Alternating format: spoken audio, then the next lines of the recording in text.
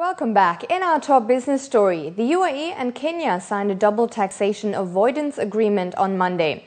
All of the UAE's national carriers, Emirates Airline, Etihad, Air Arabia and RAK Airways, will be exempted from taxes in Kenya according to the agreement, along with students, sovereign funds and staff members of airlines. Tax on dividends of the private sector were reduced by Kenya from 20 to 5%.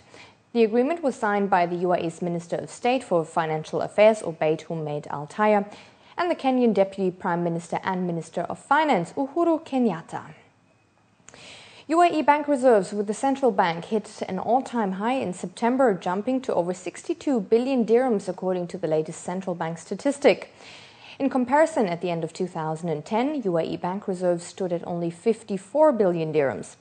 Under the current UAE laws surrounding reserve requirements, the 23 national and 28 foreign banks in the Emirates must keep at least 14% of their current accounts, savings and call accounts, and 1% of deposits with the central bank.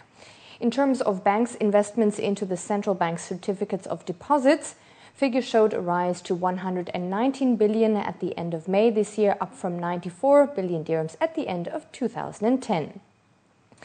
Abu Dhabi Commercial Bank plans to issue another benchmark-size bond in the first half of next year, its chief financial officer told Reuters. Deepak Kular said that ADCB had upcoming maturities in this quarter and the next, and that the bank was always looking at options. Quote, "We expect to come to the market again by the first half of next year. It will likely be a benchmark offering. Those deals are normally worth at least $500 million. Only last week did Abu Dhabi Commercial Bank issue such a $500 million Islamic bond. It received nearly 3 times the order size, signaling hefty appetite despite shaky global markets." Kular added that the lender's exposure to Europe is minimal. Dubai shares headed for their lowest close in 7 years amid concerns global economic growth is faltering, and after U.S. lawmakers charged with reducing the deficit failed to agree on cuts. More on that after our market update.